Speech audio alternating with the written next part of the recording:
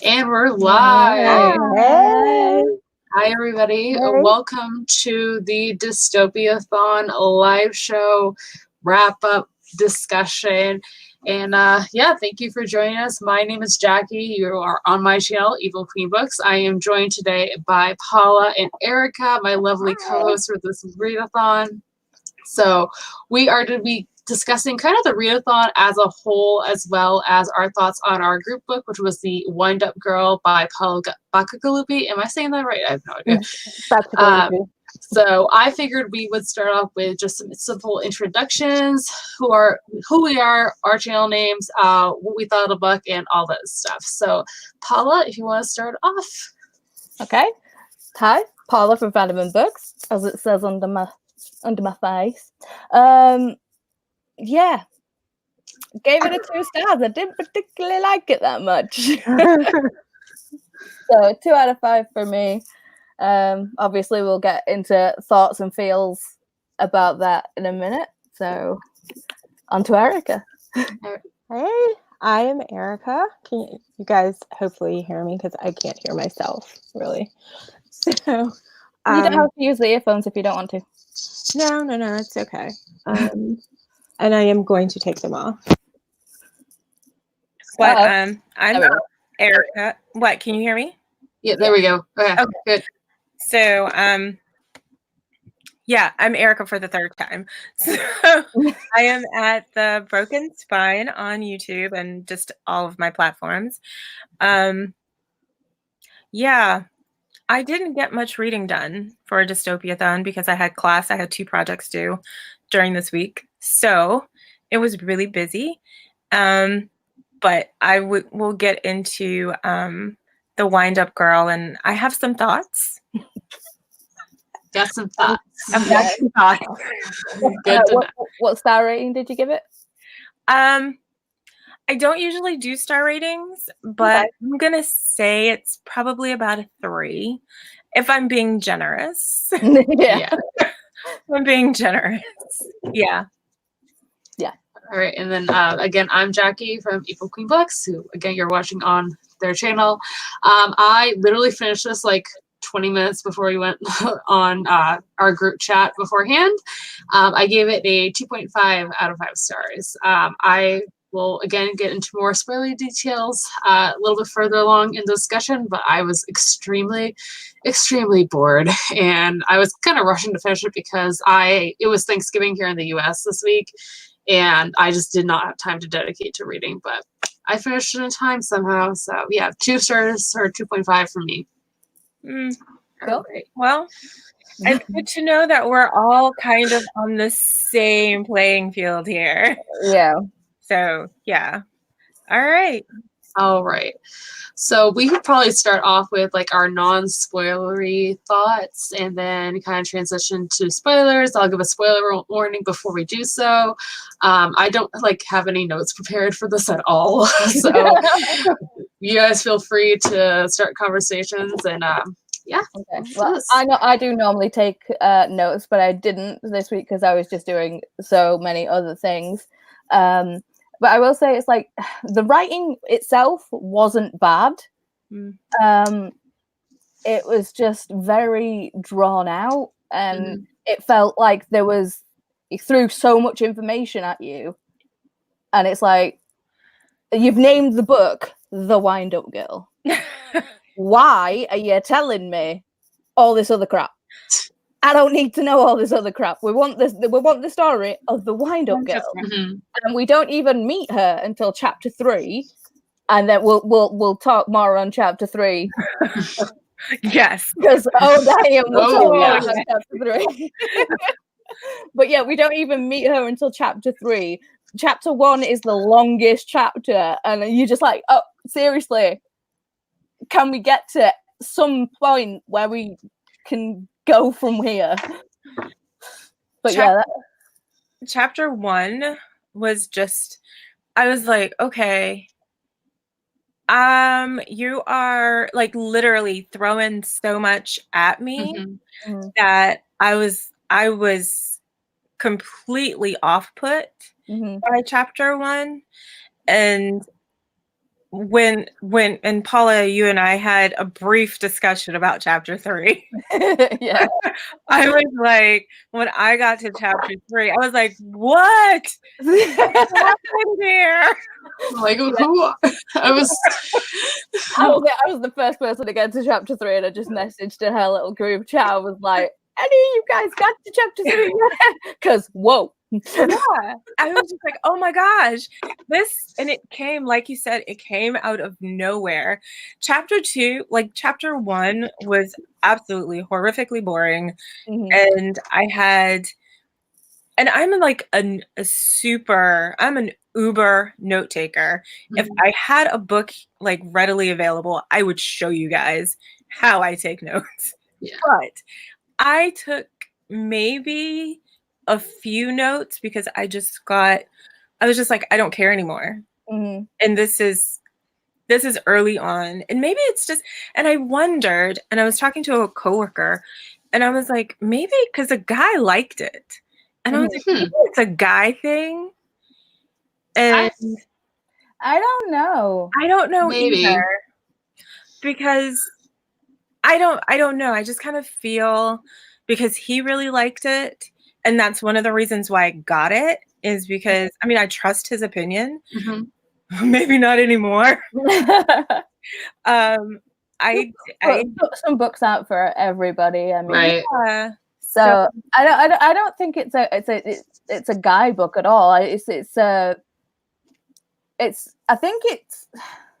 it's science fiction, steampunk, dystopian. Yeah.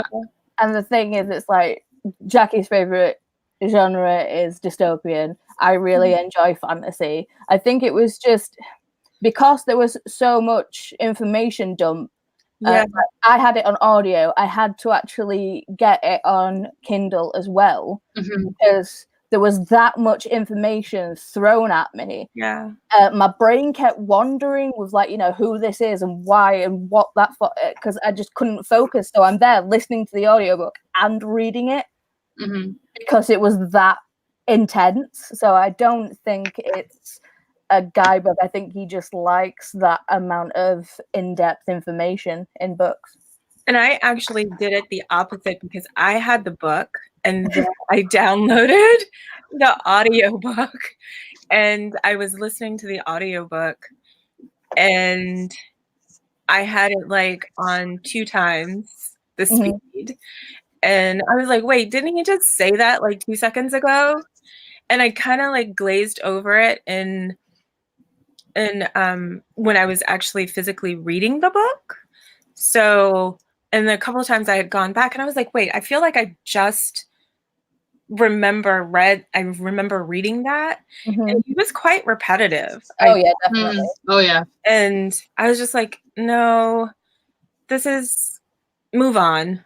And I don't like the fact that we didn't get much of the Windup Girl. Yeah. The name of the book. Yeah. And I liked the megadonts.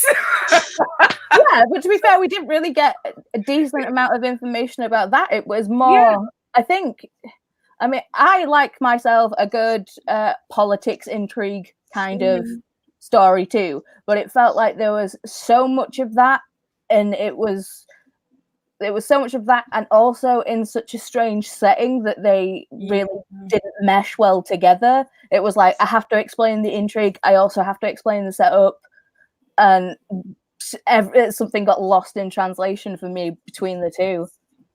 Yeah, I heard that, and this is, when was this written? 2000?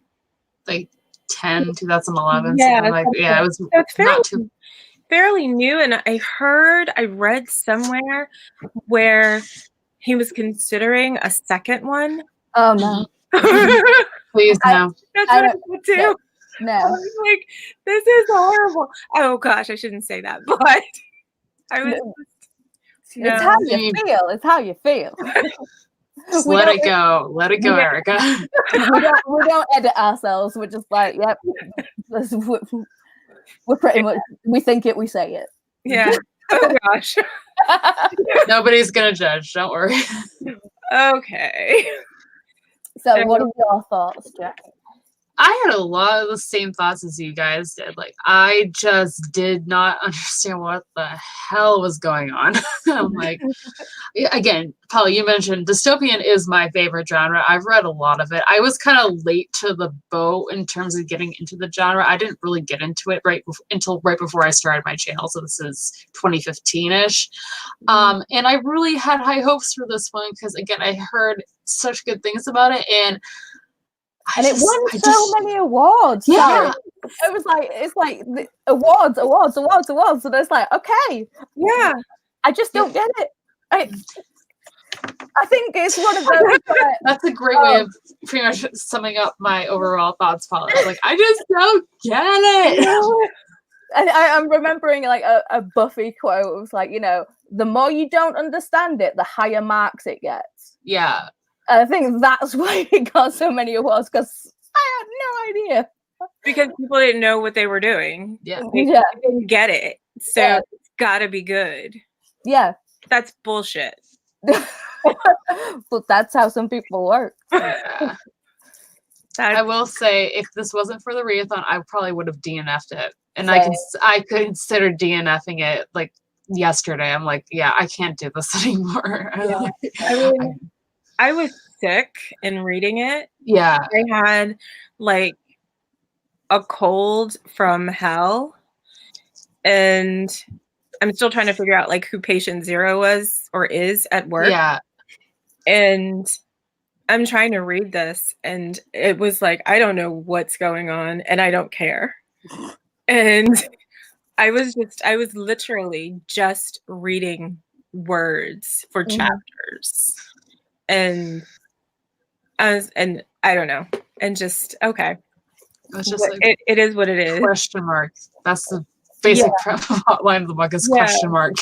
And I still don't understand the whole calorie thing. Yeah. You get that? I think it was like the calorie companies are the people that dole out the food, I think. Yeah, but I'm sorry. What for? I just whenever I saw it, I was like, you know how health-wise you're supposed to limit yourself to a certain number of calories per day? Yeah. Like, are we limiting like the amount of food that they're doling out? I mean, what is going on and why are we destroying good food, perfectly good food? There's just so many questions. I mean, how is food contraband? And they can bring back tobacco and opium, but yeah, everybody's like on opium. Yeah, that's true. Like, to be fair, if we all smoke some opium, maybe the book might have been a bit better. Maybe Maybe you have to be on opium to enjoy it. Just maybe, Paula. That's a very valid point. And then this Lucy character, she's like they're like meeting and she's like tapping her pipe on the table and she's like smoking her opium like out in the open. Mm-hmm. And I'm like, okay, no one else at the table is going to get a contact high from that. No, I'm not understanding why everybody is high and why. Well, probably because, like, you know, where they live, the current situation that they live in sucks balls. Yeah, true. Absolutely. Absolutely. You got to get through it somehow. Right. But it was just, and then when Emiko was trying to get to the north to the other wind-up, other wind-ups, I was like, I don't even care about your story anymore. And it's supposed to be about you. Yeah, I mean, if the story actually focused on Emiko as a wind-up trying to get through this hellhole and actually get north, kind of like Scott Westfeld's Ugly series. Mm-hmm. If it was more in the vein of actually going somewhere and trying to get to reach that goal, that would have been a whole better book for me. Yeah. Yeah. If we had found, okay, so chapter 3. Are we getting into spoilers yet? No. Chapter 3 is where we find out that there's this other place for wind-ups, right? I think so. I think that's about right. I don't know. I stopped caring. Sorry.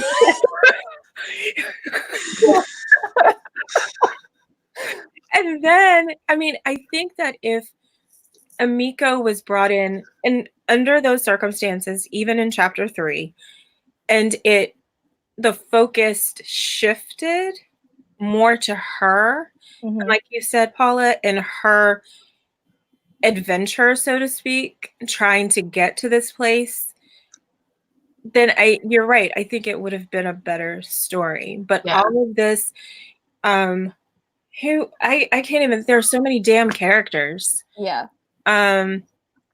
What's the guy that worked with Anderson? Who was like a businessman?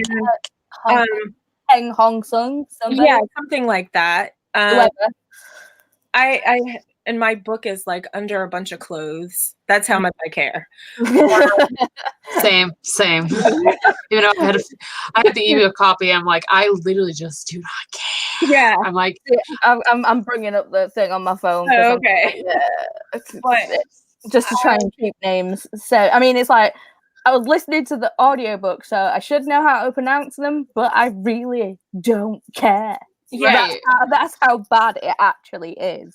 I was reading it on my break today at work, and I'm like, I only have half an hour to finish this. Do I really want to put the effort in? I'm like, not really. That's saying a lot for me.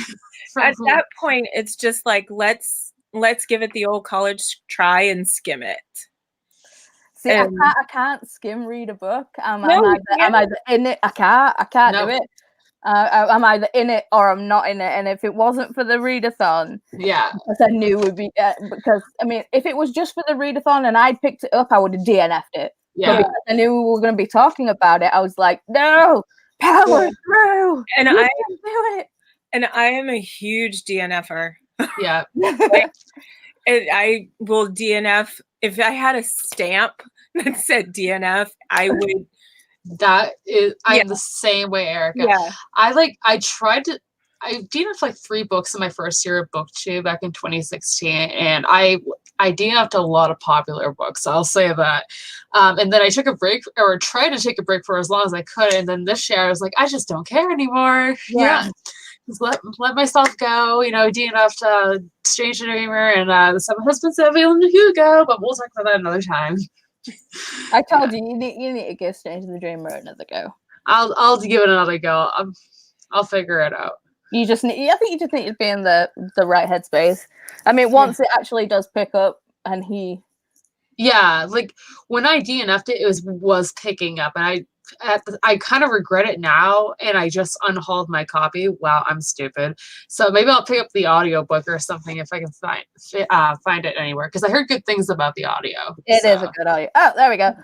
Hawk Sang. Okay. I'm just trying to get some more light because it's like super dark here. Yeah, no worries. It's like really dark in my room, and the sun's gonna be going down in like half an hour. Well, my sun's been down for quite some time. That's true. So I have my lights, but it's like I'm trying to like not get the reflection in my glasses, so that's like bobbing and weaving. Yeah, that's how. Yeah, I can see the reflection of the light here. Yeah. But anyway, so we're just gonna have to go with this. So who was it? Hawk Sang? Whatever. Hawk Sang. He was the guy who worked with Anderson, who was the yellow card. And can I just say, how freaking racist is this book? I mean, it's just like, I'm like, whoop. Yeah. It's like, yes, I understand it's a future, but you read it in 2010. You should have known that, that's unacceptable. It's like, no, it's like, yes. That was another huge issue of mine with it. It was Yeah. like, do we really need all these things? Like all these racist things in this book? Like what was it? Japanese, and everyone called them yellow cards. yeah. Like, jeez, it's like What? and it was like Really? the ties. Like, really? And just stop. And it was very like, okay, yeah, like you said, the ties, and then all of a sudden it's like the yellow cards, and then the yellow cards are put into these, what are they, like shanty towns or shacks or whatever, and was Hawk Sing was like, was he not? I feel like I read this and I don't know.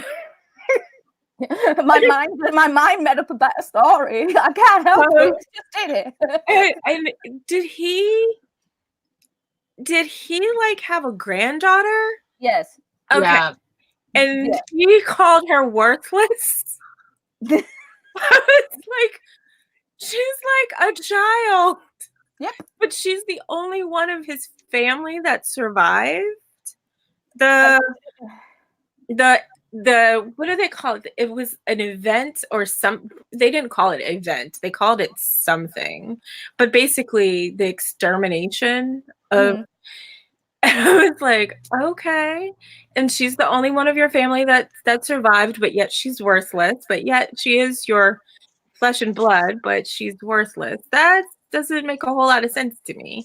Yeah, and he was like, all the way through the book, he was like, I need to get to where I was. I was this self-made man of whatever else. And it's just like, and it felt like there was so much going on with each individual character. I mean, there was Anderson, there was Hawk Sang, there was Emiko, there was the tiger of whatever his name was, there was his partner. JD or JD. And it's just like, okay, we don't need all of this crap. No. We just don't need it. And the thing is, it would have been so much, I think it would have been a lot better if he'd had written it as a series and then focused individual stories. Yeah, I agree. Yeah. It feels like he tried to pack so much into this one book and it just felt mediocre as crap. And I think that, and piggybacking off of what you're saying, Paula, if he had focused on Emiko and Anderson, that would have been a good book. Yeah.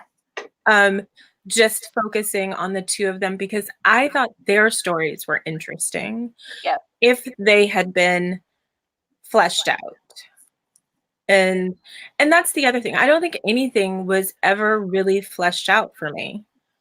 And I think it was just all a jumbled mess. Something. Yeah, I wasn't going to say mess, but yes. And it was just, there was just, I mean, I like a good plot, character-driven thing, but I don't feel like I got any of that. No, I think we focused more on Hawk Sang's character and the tiger of whatever his face is. I've forgotten his name completely. I can't even be bothered looking it up. But yeah, it felt like we focused more on their stories than the actual Windup Girl, the namesake of the book. It's like, yeah, okay. Can we get into spoilers now, please? Yeah. So this is where the section. Just a second. Yeah. Go ahead. So, guys, just as a heads up, we are going to now get into spoilers. If you have not read the book, I would go ahead and click out now. Thank you so much for watching and joining us. And I hope to see you guys again soon if you are leaving now. But if you do not care about being spoiled, continue on. So here we go. So, Paula, go ahead, start. Wow. I'm replying to some comments. It's like we've got Chris, which is my other half saying, so you really enjoyed the book, and then Jacqueline does Petal saying clearly with crying emoji. I couldn't think of anything else.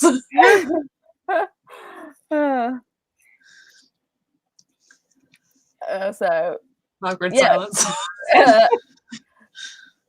Chapter 3, go. No, you go. No. We'll do the playground thing. You go. You do it. I don't want to do it. So, okay. The Windup Girl is basically a glorified sex robot. Yep. And when we eventually meet her in chapter 3, because, I mean, you deserve a medal for getting past chapter 1, in my opinion. You really, yeah, exactly. Yeah. To all of us and everyone out there, you got past chapter 1. Well done. Go team.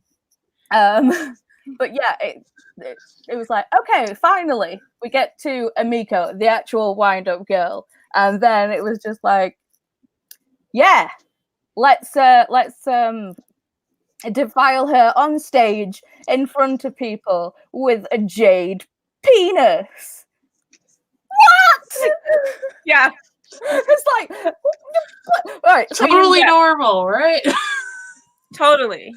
I mean, you know, it would have made it's just because it came so out of left field, and it so was fast. It's so fast. It was like all of this droning on of setup and blah blah blah blah blah blah blah blah blah. Like it just, oh my god! And then whoop, a robot's getting attacked by a jade phallus on stage for dirty pervs. What?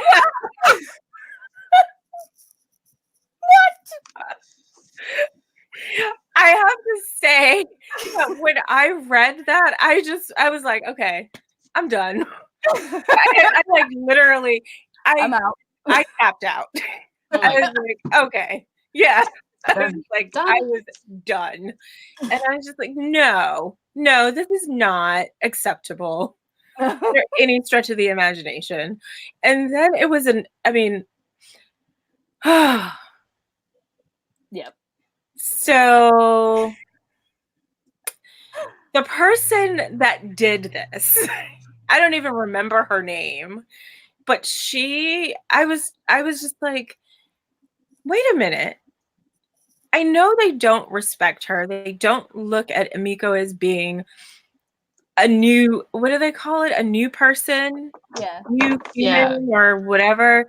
They look at her as being something less than and illegal for that matter. Yeah. But yet opium is not illegal. So or tobacco or anything. Go figure that, right? And food's rationed to hell. And yeah, so I'm like, there are just so many other things that are not adding up here. And that right there, chapter 3, I think that was my descent into I'm not gonna really care about this book too much. I mean, even if they had focused more on her like going nuts and getting back at, I mean, it eventually gets to that point. Yeah. But even if it would have, like, you know, focused more on her and her daily drudgery of having to do this, I mean, it wouldn't have been pleasant, but at least it would have made more sense. Right. And then the guy, she's walking, she's like, she takes a shower, kind of a shower, and then she goes out, but whatever the guy that owns her tells her that she's not to go out during the day, only at night, or there'll be some type of consequences, but she didn't care. So she goes out and she's walking down the street, and some guy who's fought in some war. Do you guys remember this? Because Lord have mercy. Okay. Yeah, like barely, but I know what you're talking about. But and he's like following her, and she's telling him that she's not that kind of that kind of new person. She's not a soldier, and he doesn't care. But that, and then Anderson somehow saves. See, this is how much. I mean, I kind of remember it, but I can't even put it into words. Right. Because it was just in that, I think it was like maybe 1 or 2 chapters that this whole scene took place. And it was just so much detail in it. And I'm like, I don't need all of this.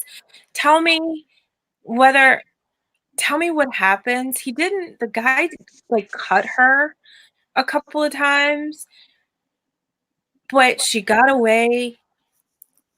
Anderson was saying something about the refuge. It was just so much.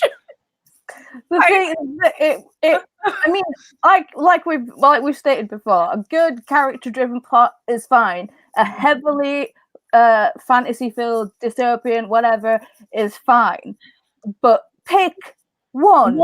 Right. I mean, it's like I don't know if you guys have read the Outlander series or read the Outlander. I've read the first book. Right.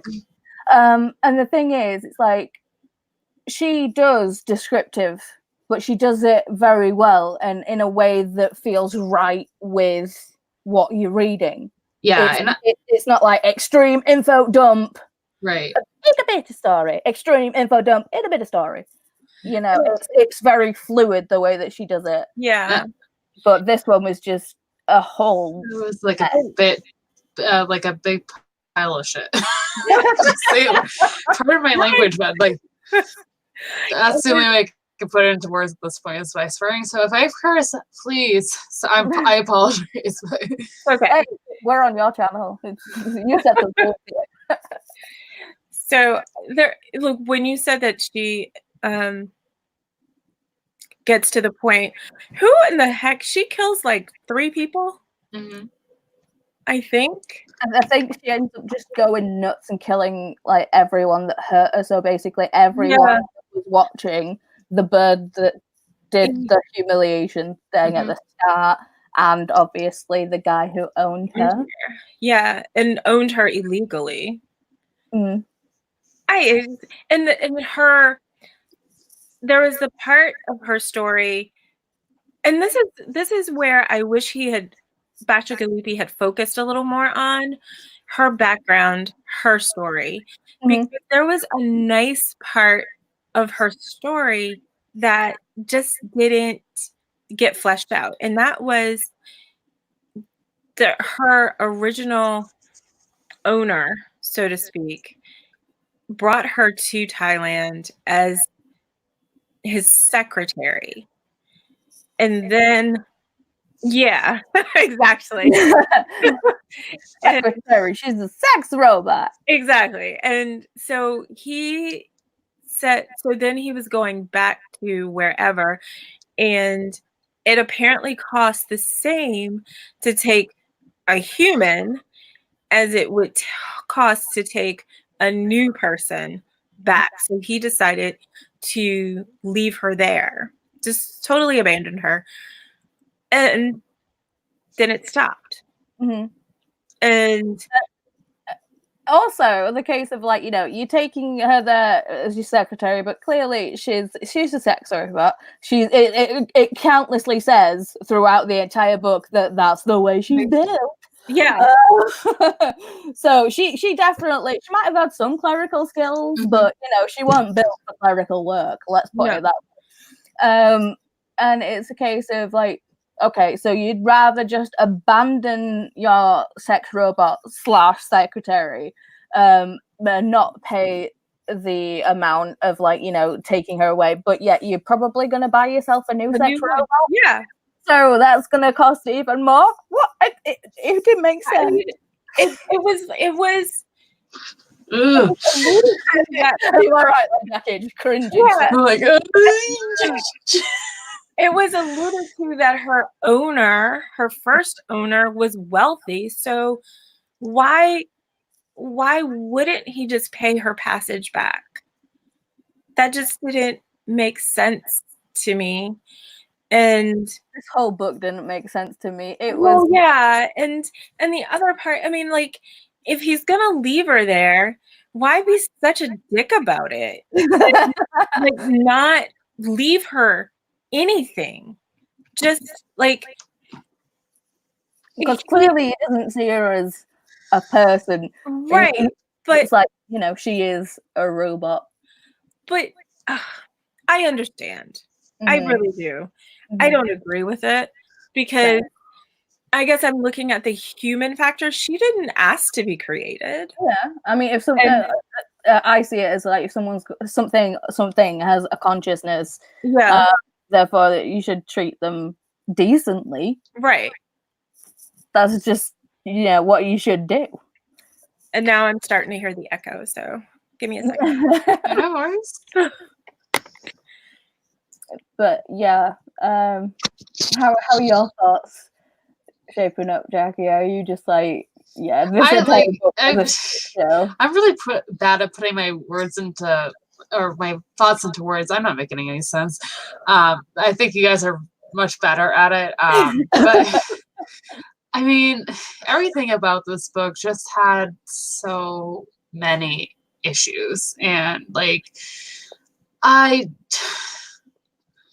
just. Sorry, carry on. Go on. No, you go ahead, Paula. I was like, the way that it ended. Yeah. It was like that. It's like, not only did it feel rushed. I mean, I was like, okay. When I finished reading it, I was like, well, that felt rushed as hell. But by the same token, I'm like, God, thank God that's over. It just did feel like, okay, right. I've made this world. I've created this world. I've given you all this information. I've made this happen and this happen and this happen. Oh, crap, I don't know how to end it. There you go. Yeah. It's done. And tick. To-do list for today. Everything about this book just rubbed me up the wrong way. Everything about it. I can't. Very few books have made me cringe in my reading life, but this book. So what made you cringe like the most? I don't know. I just think maybe the fact that she was a sex robot and like the treatment of this poor character, it was like, why? Yeah. And it got to the point where I couldn't take it. Like, I just couldn't take it. And I think Paula said this, that if it was her story and how she was mistreated and taken advantage of, but yet there was this, she was going towards something, that it would have made it a little more palatable. Yeah. But as it stands, she got nowhere. And she ended up killing a bunch of people. I think no one got anywhere in there. There was no character development for anyone. No. And even like Anderson dies. What happened to Emiko? I don't know. Nothing? I can't. Who knows at this point? Okay. So, and then JD dies. JD gets killed. Right. And his... Okay. So... wife gets kidnapped. So they say, yeah, you have to go live in this monastery and admit all this bad stuff. Yeah. And then he leaves the monastery, goes to kill the guys that kill this thing, and I was like, no, we'll kill you instead. And then, oh no, he's dead. Oh, and then uprising. It's like, and then it was like, well, he couldn't find, and it was like hypothesized that his wife was already dead. And he didn't even have to go into the monastery because she was already dead. And I'm like, this is just too much. Yeah. It was individually, each of these things is a decent idea. Yeah. As a whole, it was crap. Very well said. Yeah. Very well said. I mean, even the whole thing of like, you know, being in the crisis of like making these energy springs that, like, you know, which was Anderson's cover because he was a Agen agent that was working for someone else. It's like, we didn't need any of this plot. It was just, it was like, my cover's been blown, and it's just like, well, why couldn't you have just? There's no need for that part of a plot to be there. And that was the other thing that I was like super confused about. Like, why did we have this part of the plot? Why? First of all, why did it need to be there? And like, well, when I say why did it need to be there, why did the genetic company, Agrogen, whatever it's called, need to have a plant? Like, what was its purpose? He was trying to get to the seed bank. Yeah, but did he need to, like, did they have to have a whole building? I have no like, employees and megadons, which, I mean, I would like to have explored the megadons more. Just definitely. I'm like, yeah, humongous modified creatures. Yeah. Yeah, no, we get, the megadons. We use the energy. It's like, okay. Yeah, I mean, so there were a lot of things that he brought in, but yet didn't explore. The things that we wanted explaining, we didn't get. Yeah, right. But we got a lot of crap and misplaced intrigue. We didn't need all of this. Yeah. I mean, it's like initially there was the whole thing with Anderson, and then there was the extra level of like, you know, JD's partner is actually working for Akarat or whatever, and it's just like, why do we need such cloak and dagger about all this stuff? It's like, one, we don't care about these characters anyway because we're just so freaking bored and overwhelmed. And it's two, is just like, there's just no need for it. There was no need for it at all, especially how the book actually ends. And I mean, I understand that not all books get wrapped up into a nice little bow, into a nice little package.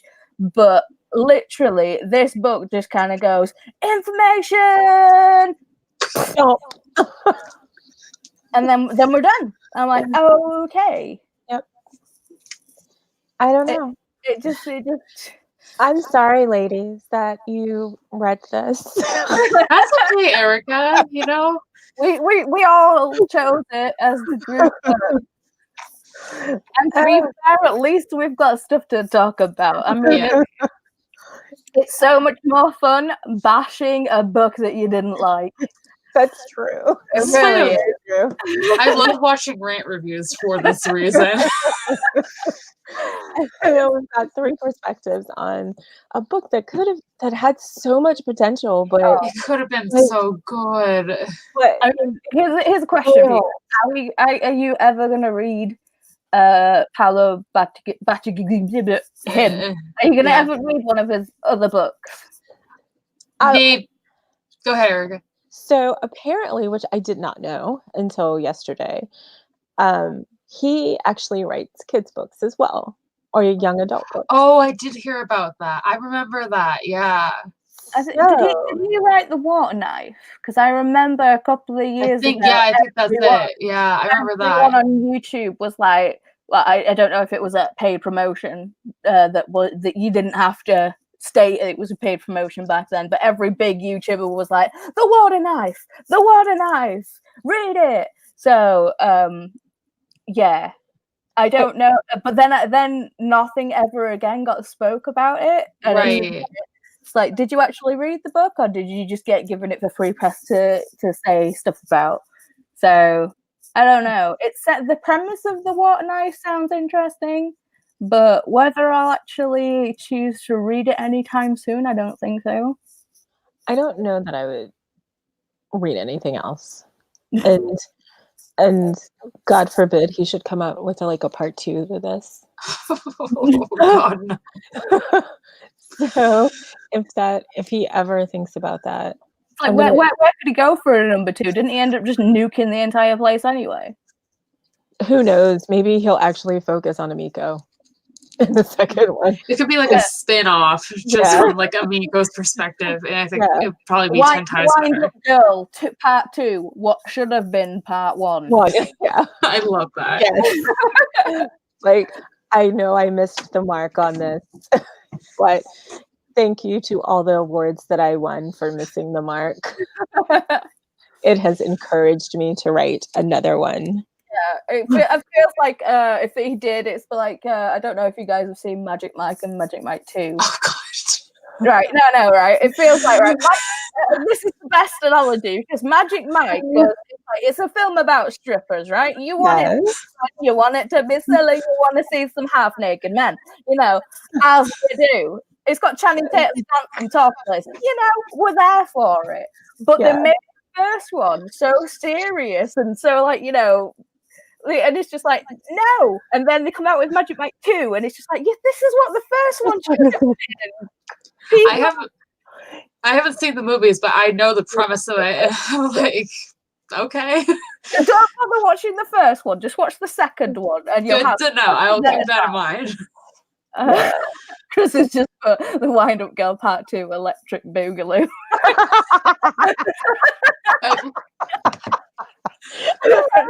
I love it. Oh my God. That's to be fair, she is a sex robot, so why the hell not? Yeah. That's brilliant. That's actually, you should email him and tell him. I don't have to, he's in the other room. Chris is my other half. Windup Girl Electric Boogaloo.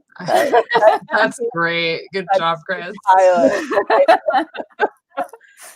That's the title. You're getting a high five when I come in the room, babe. This was just so, it was a drudge. It was. Moonbooks, I hope you all have an amazing week. Oh, thank you, Moon. The week itself was good. It's just this book was the worst part about the week. Yeah. Yeah. I mean, I also read 1984. I didn't like that much. I didn't like it that much either. You didn't? No, I didn't get to it was on my TBR too. I didn't get to it though, because life really likes to get in the way of having fun. I was supposed to read Louise Erdrich's The Future Home of the Living God. Oh, I wanted to read that when that first came out. That was really good. Yeah. No, you didn't like it? I didn't even finish it. I was just like, I don't know what the hell is. And this is another one. I don't know what the hell is going on. So I'm just going to let this one go. Yeah. I only read one book off of my TBR besides this, and that was The Handmaid's Tale, the graphic novel. Mm-hmm. It was... I'll talk more about this in my wrap-up, but I did really enjoy the story, but I think it was too short. But again, it is a graphic novel, so... I read Bitch Planet as the graphic novel for this week, and oh my god, I need the second installment. So I'm like, I've heard good things. It's so good, and especially how it ends. If you actually watch my vlog, I'm like, I was importing all of this footage into the computer, and then I finished Bitch Planet, and I had to film a little bit afterwards and put it in after, because I was just like, dudes, I was completely floored by the ending of it. I was like, oh my god, I need the second one right now. Yeah. But I think my favorite reads because I managed to finish everything on my TBR. Yay! But I think my favorites were the V-Girl, the Power, and Bitch Planet. So 3 out of 5 is not bad. Yeah, it's not bad. Good. I'm in the middle of an Ember in the Ashes right now. I know that's kind of more fantastical than dystopian, but I'm loving it. It's so good. The first time I read Ember in the Ashes, I did not like it at all. The second time I read it, I was like, yes, I'm here for it. And then looked up when the dates for the rest of the series were going to be. And I'm like, okay, I'm not reading the second one until, like, you know, the rest of the series is That's done. why it took me so long to read the first one, was because, number one, I hate the new covers. I will say that I hate the new covers. And number two, I don't want to wait like 2 years in between books. But oh my gosh, I started back in June and then put it down because I had to return it to my library. I'm so glad I picked it back up. Oh, I'm loving it so much.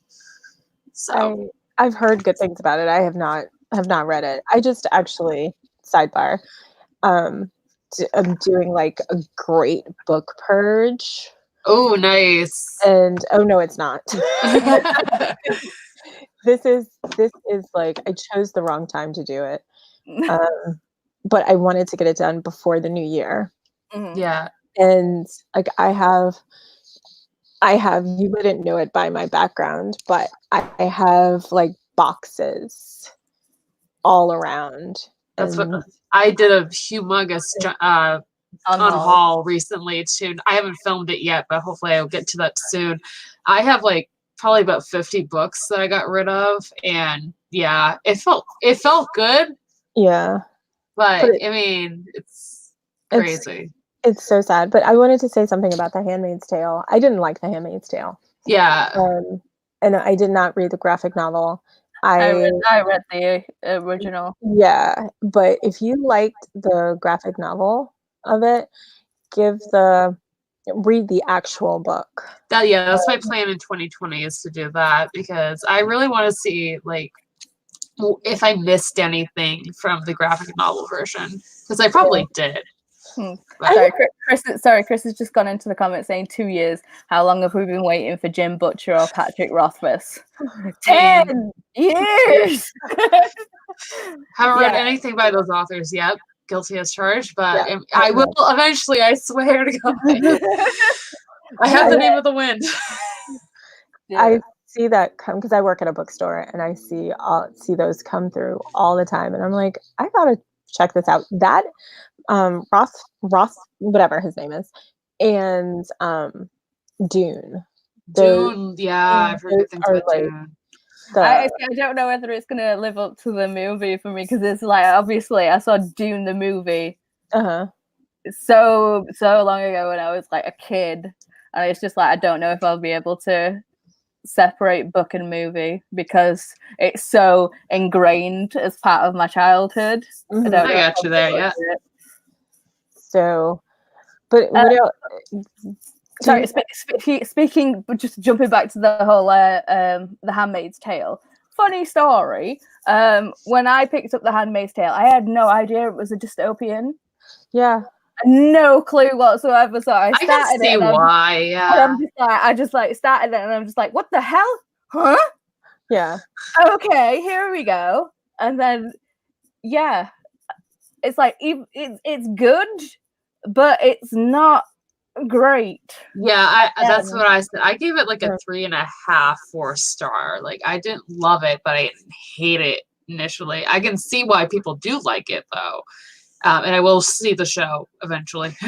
So I watched like one episode. I think I've watched like half of the first season, and then I gave up. I'm like, yeah, I gave up after the very first show, and I was like, I've read the book. The TV show looks okay. Yeah. I was just like, I don't need to see this in live action. No. I mean, there's so much ickiness and hatred that happens while you're reading it, and then seeing it with the actual eyeballs, you just where's the eye bleach? Where is it? Yeah, that's how the graphic novels like that, because it's very gruesome. If anybody's read Saga by Brian McKibben, I love Saga. Like, my favorite graphic novel series. It's kind of gruesome in that kind of way. It's like not too bloody, but it's got some dark scenes in it, to say the least. So dark content, but I mean, there is a lot left to not a lot. It is kind of, you don't see anything close up and thing, but just the whole part of like, just No. And like you had 2 books on your TBR with sex slaves. So yeah. happy. And Yeah. that is a lot. Yeah. I mean, one is done for religious purposes.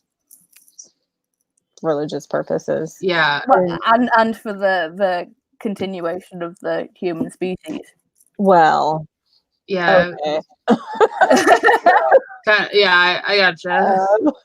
So, but and then Emiko, haha, who is it, Gibbons, apparently decides he's going to create a new species so that these wind-ups can procreate or something. So I'm like, okay, that's really nice, but Emiko is like happy now. That Let her be happy, please. Amiko's happy. Everybody that she doesn't like is dead. Yeah. People have stopped chasing her. She's happy now. And I'm like, okay, so that's a thing. Yeah, But and the whole thing of like Gibbons being like locked up, and then obviously he manages to get out with the help of his wind-up friend. Not plausible.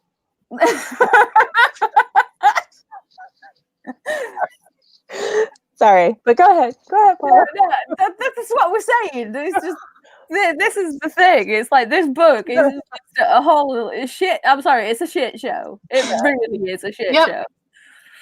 And that's all we can say about it. I mean, sorry if you don't like foul language. That's just who I am, and it's the best way to explain what the hell we read. Yeah. It's literally just a shit show. And I really want to give it the benefit of the doubt at the beginning. And then I just gave up. I just didn't care.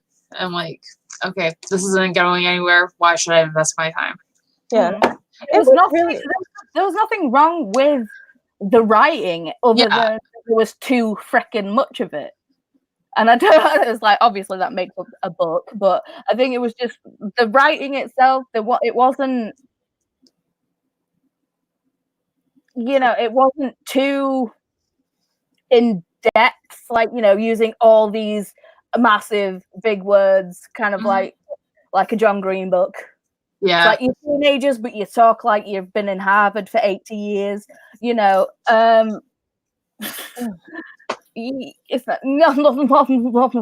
like, yeah, no, teenagers don't talk like that, dude. But yeah, there wasn't that amount of thing, but there was just too much of it about explanation. I mean, if we would have just cut back on even half of the explanation of stuff, I think it would have flowed so much easier. I agree. And then the other thing, the thing that I couldn't stand was that he would use like these Thai words. Yeah. Glossary. I was thinking the same thing the entire time, Erica. I'm like, where's the glossary? Yeah. Hello? I almost wanted to like look on my phone to see what these words mean. I did. And I was just like, this is too time consuming. I will never get this book read.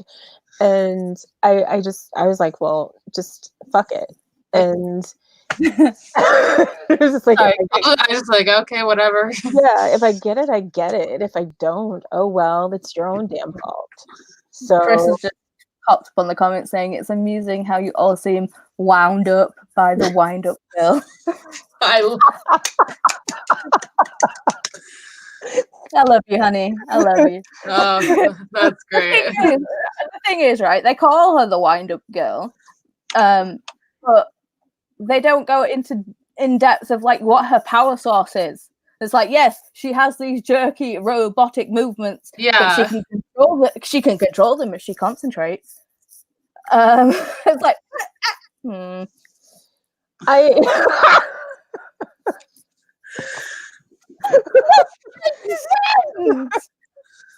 Oh yeah. Oh, and when she was walking down the street in the morning, that morning after she had taken her shower or whatever, and she's walking down the street and she's like, yes, I must walk like a normal.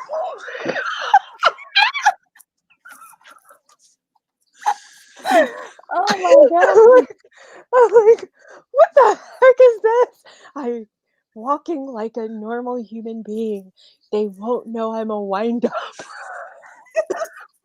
If you have to concentrate that much, then maybe you should have your food brought in. Call out. Go for takeout. Do something. But this is, yeah. So And the whole thing about her constantly overheating because they genetically modified her skin to be to have less pores, so it has a smoother what's the word I'm looking for? I don't know. Exterior. Skin, yeah, Exterior. That's it. Yeah, whatever. So Chris is saying, if she's genetically engineered, isn't she biological? Where would you even put her kink spring? I mean, you're not wrong. You're not wrong. These are questions that should be answered, dear. These are the things that should have been answered, but they weren't. I mean, so yeah, she's not biological. No. She was made. She was bioengineered. Mm-hmm. And a factory. As far as she's not a test tube baby. Mm-mm.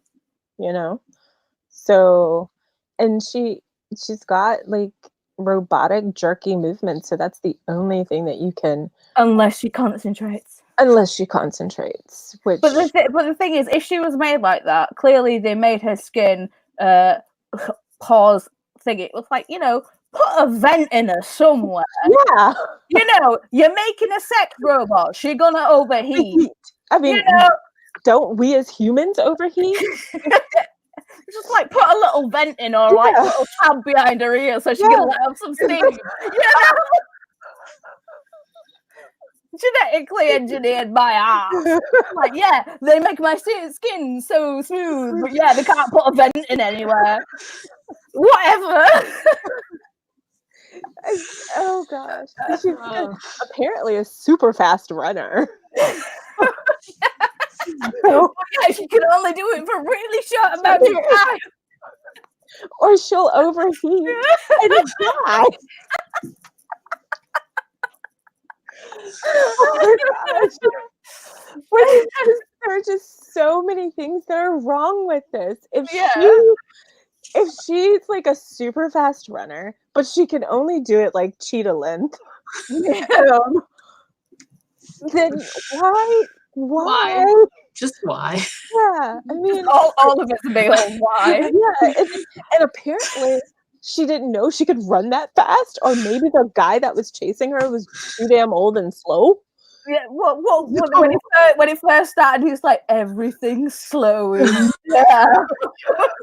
what the hell? We just entered the Matrix. The Matrix. Yeah, the Matrix. But geez, it was like, chillax, Neo.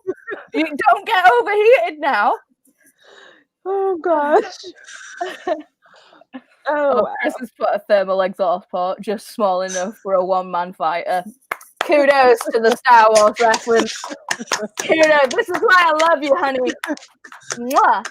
Give me all the Star Wars references.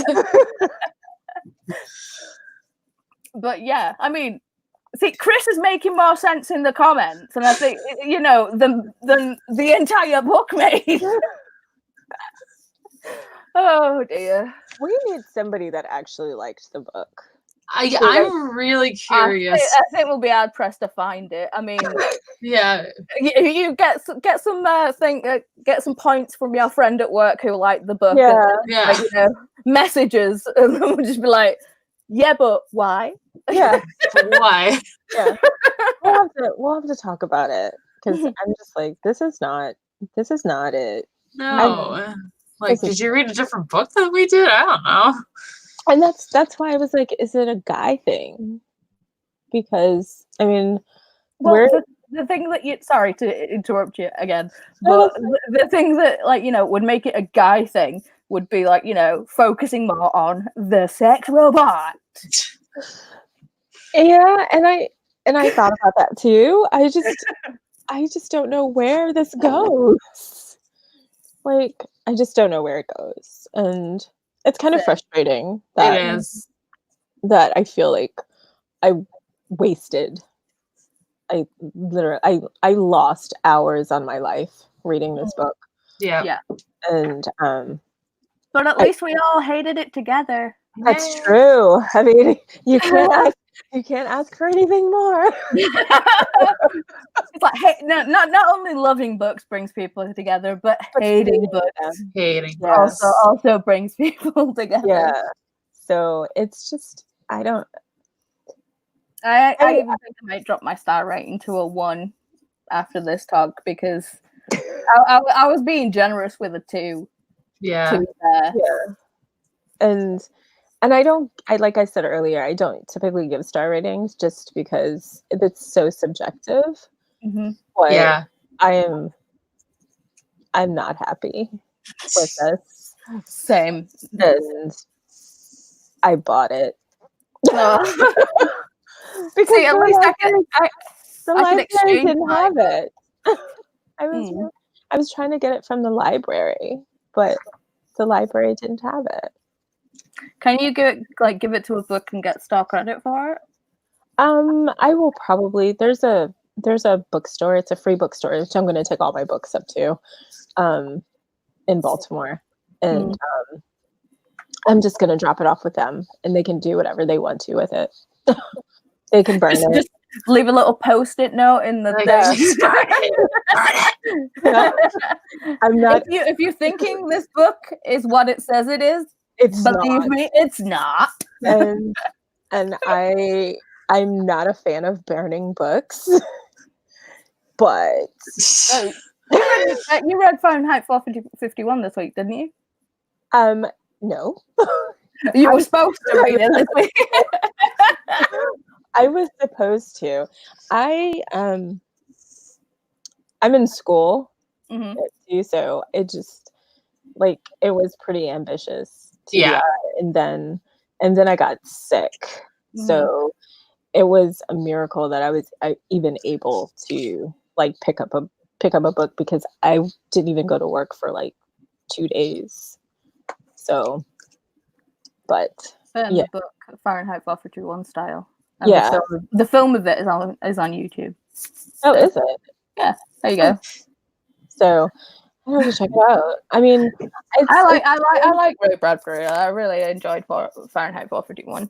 Yeah, I have a couple of Ray Bradbury. I have I'm looking because I rearranged my books, and I have I got Fahrenheit 451, and then I have a collection of Bradbury short stories. So I think I want to get his the Halloween tree, and I did have a copy of The Illustrated Man, but I think that got lost somewhere when we've been moving, so I think I might have to pick that up again. I've not actually read it, but I was just Ray Bradbury, yes please. There are just certain authors you should just automatically go to.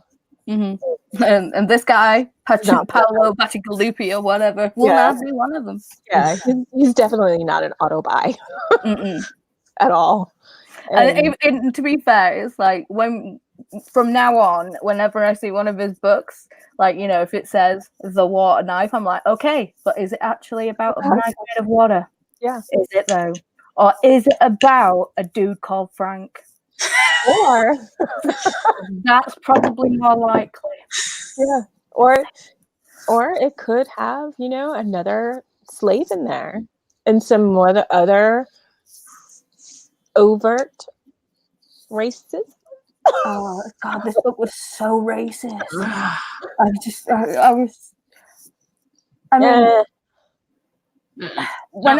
I've read 1984. I mean, it's a classic. It's one of those things, right? But obviously, it was written in the late 40s. Yeah.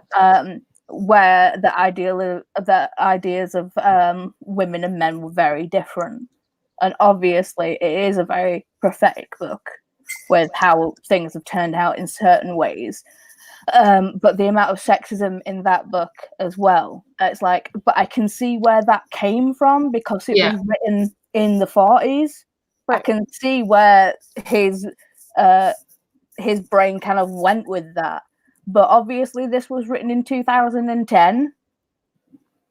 And now you've gone, it's like, not only have you like gone forward in time, but you've gone backwards in human decency. And I mean, like, so this is supposed to take place in the 23rd century Taiwan. Right. And it's like you said, we've gone forward in time, but we've also gone backward. And you would think that even though we've gone backward, that we would still see some progression.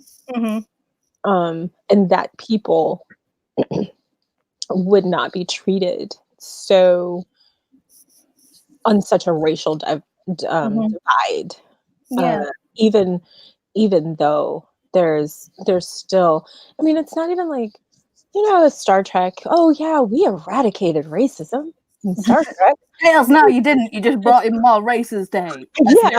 Yeah. So I'm like, okay, whatever. So it's like, oh yeah, we're friends with the Vulcans now, and the this and the that, and we don't have racism.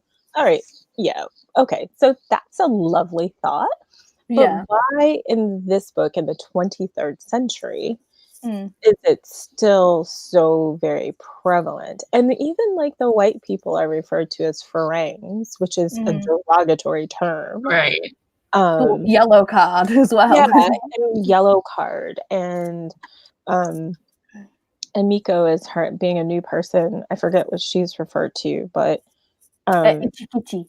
yeah. Oh my gosh, really? And so, like, what? Well, I mean, I think like I think the only place where I've seen like, have you guys seen Firefly or Serenity or read the comics? No. You need to do that for a start. okay. You will enjoy. Let's just put it that way. You'll like it. It's good. If you can take away anything good from today, take away my gift of the Firefly series and the Serenity movie. But that is obviously set in the future, in space. They're basically space pirate kind of thing. But in their future, the Asian culture has merged with every culture because of how advanced and everything that the technologies and everything else has like come from Asian culture. So that's actually like progressed constantly throughout the timeline of actually going into the future. And to me, that makes a lot more sense than this, what was in this book, because it just seemed like, I mean, even at the start of the audiobook, it was like, oh, well, I based this book because when I was doing my travels throughout blah, blah, blah, blah, blah, and I saw these things. It's like, yeah, you saw these things now. This is the future, dude. Yeah. Going into the future.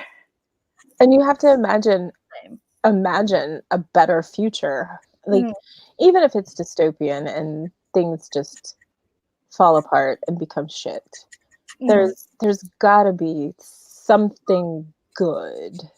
And even though, I mean, even with Margaret Atwood's The Handmaid's Tale, the good in it is like the continuation of the human race, even though it's done in such a shit-tastic way. Yeah. But that's the good in it. And then this one, I didn't see like what would be the good. The only good that was like even potentially coming out of it was that Amiko was going to have her people. If her people truly existed, because we still never, it was like, it's said that they're up in the north, but we never actually find out for sure. Right. So it's like she could get all the way up north and then she'd be like, yeah. And she's in a cave by herself. Yeah. With a jade dildo. Sorry. I think she would have left that back there, to be honest. Like, what should I pack? Cash, jewels, the head of the person that oh no, take me dildo. Hey. But she had no cash. She had no cash. She had no jewels. The only thing she really had was, or could literally get her hands on, was that. Just no, because it'd make her overheat too much.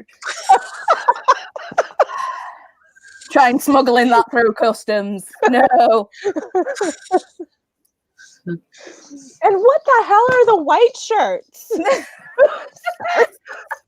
like, I love how this conversation's going. It's just like la la la la la la la, and then we'll go off on a tangent and then just come back to the and what the fuck was this for? Why? That's the way any good discussion happens. Fair.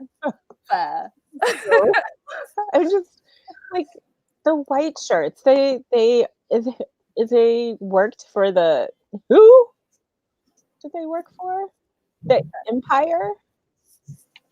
I don't know. The thing is, it got too confusing.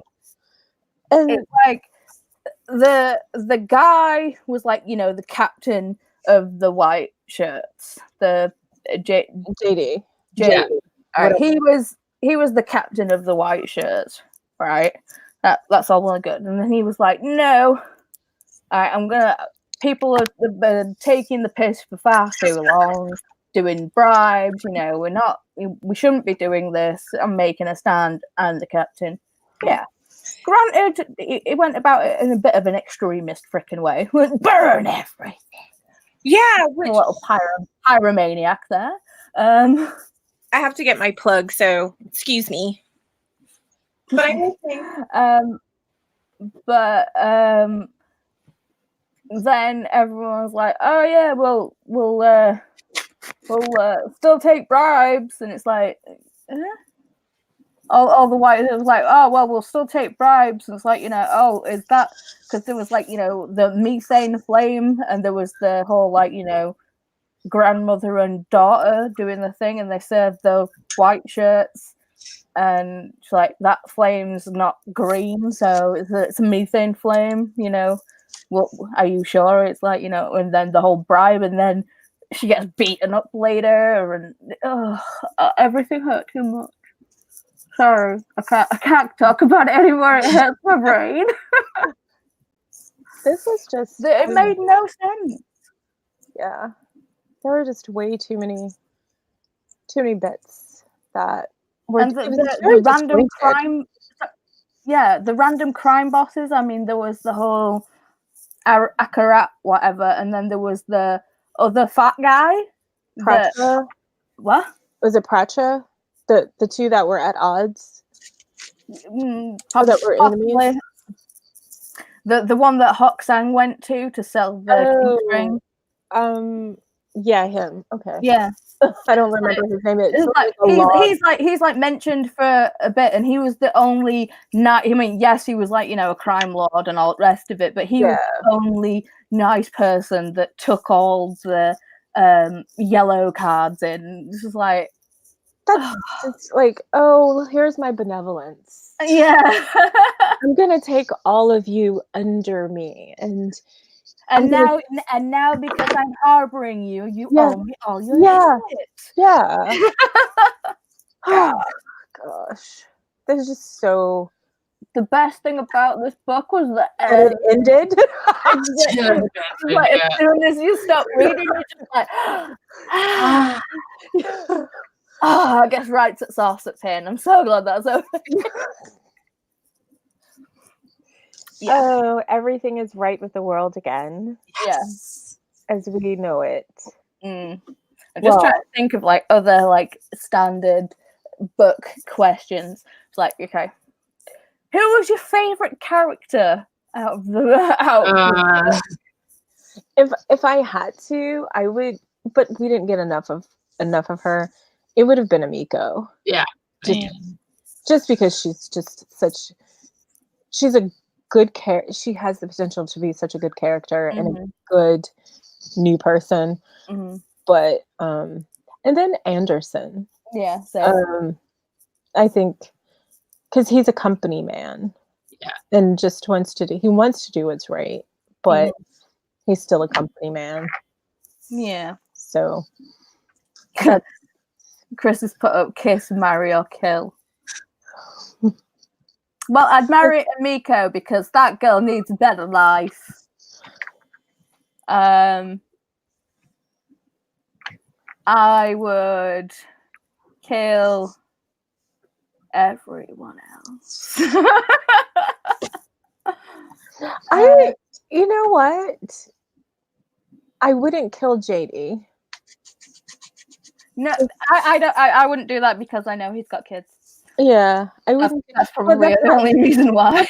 That's not why I wouldn't kill him, because I mean, kids having a family, that's important, but he's like the 23rd century Robin Hood. He's like True. trying to make things better. So that means I would kiss him. Yeah, I mean, marry Emiko and then just kill everyone else. Yeah, and because I don't think anybody really has any redeeming qualities. Right. I think JD has redeeming qualities, but just is not able to. Bachigalipi does not allow them to come to fruition. Definitely. So, I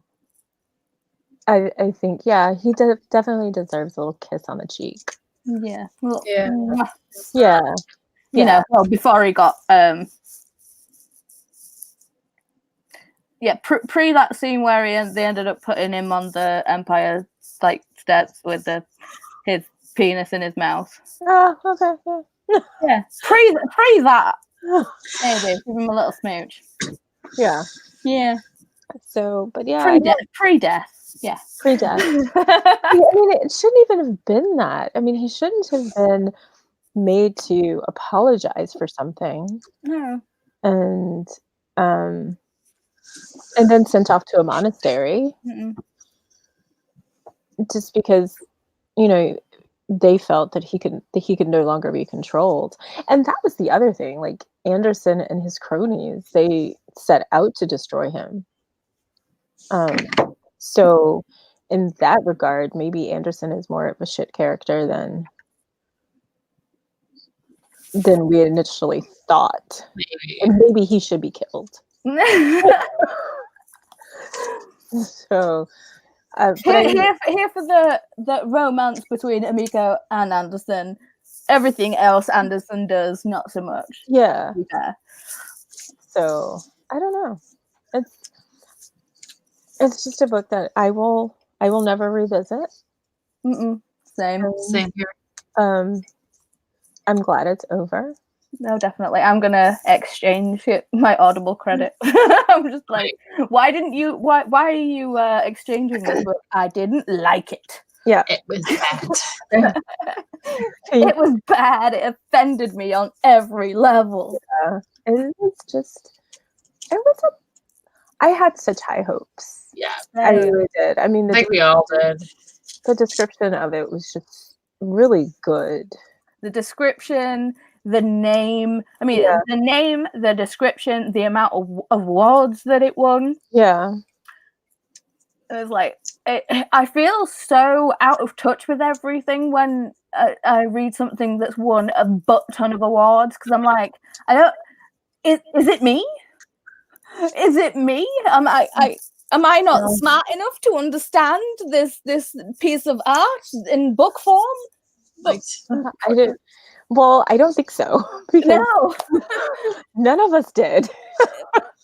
But you know what I mean? It's one of those things where you come away from it giving it, but how did it win these awards? Because apparently somebody or some people that have like incredible intelligence or lack thereof said that it was a good book. I think with the amount of cloak and dagger and intrigue, he might have had to pay some people, do a little bit of backhand dealings. Yep. Or maybe everybody, like we said earlier, was smoking opium. That's true. That's true. And then apparently everything is made better that way. So now we know whenever we're getting into a bad book, just, ring up China. Let it go. Taiwan. It's like, yo, send me some opium. Let's do this. It's kind of like everything's better with bacon. Truth. So, or just fix up a vat of bacon. Just be there. I can imagine it now. I'm sat there reading and I just shout to Chris, honey, the book's bad, get me bacon. The book's taking a turn and I need bacon. And you're munching. Oh, it's better now. Magically, everything is okay. Everything is made better with bacon. That's so gonna happen now. I'm sorry, it's gonna happen. We must have bacon in the house at all times now. So if anybody is watching this, they're like, well, where the hell did this conversation? We don't know either. What you can take away from it, you need the bacon. Yes. Not every book can be bad. That's true. Yeah, that is true. But I think he's saying that because every time I read a book, I'll just be like, oh no, it's bad. I need bacon. No, not every book is bad. Not every book is bad. I mean, I could just be enjoying the book so much that I'll enjoy it so much more with a bacon sandwich. Yeah. So, I mean, it's okay. Yeah. Next time you're reading a bad book that you're going to give 2 stars or 1 star, go fix some bacon. And we'll leave it at that. Unless you're vegetarian or vegan, do a bacon substitute. Yeah. Is there a bacon substitute? No. No. Have some avocado toast. Not the same. I know that. Believe me, I know that. I think I was a vegetarian in my teens for like a week, and then my dad made bacon sandwiches. I came downstairs just to the smell of bacon, and I was like, "Nope, you can't have any. You're vegetarian." And I'm like, "But bacon, I can this through." So yeah, that was my short-lived vegetarianism. I'm definitely a cannibal. Yeah. So am I. 100%. So, bacon. what else can we say? Bacon. Yeah. What else can we say? The book was bad, but bacon good. Fuck bacon. Bacon is a whole 5 stars. Oh yeah. It's a whole 5 stars. So what else? Would recommend. 10 out of 10 would recommend bacon. Yes. 0 out of 10 would not recommend it. Yeah. So what else? Any other comments that came up? Because I'm trying to think. No. Oh God, Chris, the Windup Girl 3, Bacon Girl.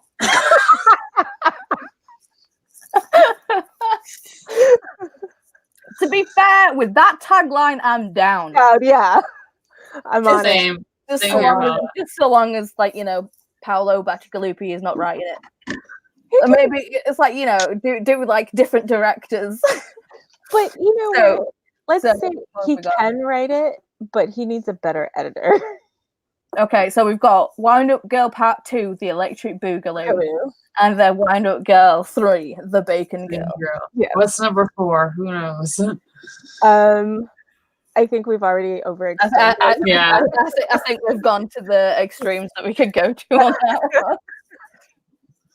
I don't think anything's topping Bacon Girl. But to be fair, oh my God, she can use herself as a cooking system. Indeed. True. Like, she never has to find any. It's like she'll just get some bacon on her legs, lay on her back, crack a few eggs on her stomach. I mean, after she's on a run, she needs to replenish. Yeah.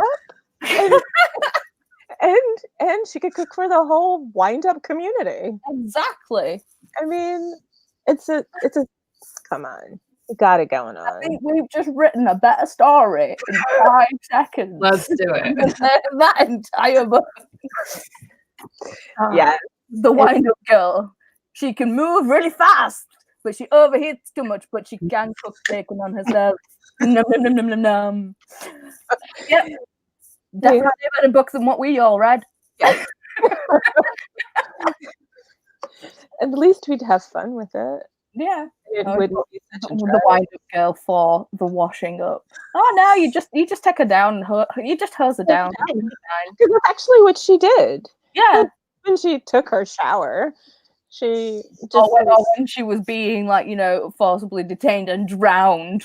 Yeah. Like, she's been held underwater. She's like, all I could think was thank you. It's like, no, not even, bitch, get off me. Oh, thank you for drowning me. I like you very much, didn't you? It's good. Oh my god. Ugh. and she's just such a tragic character. Yeah. The thing is, it's so upsetting because, like we've all said, this book had the potential to be so much more, and it just fell.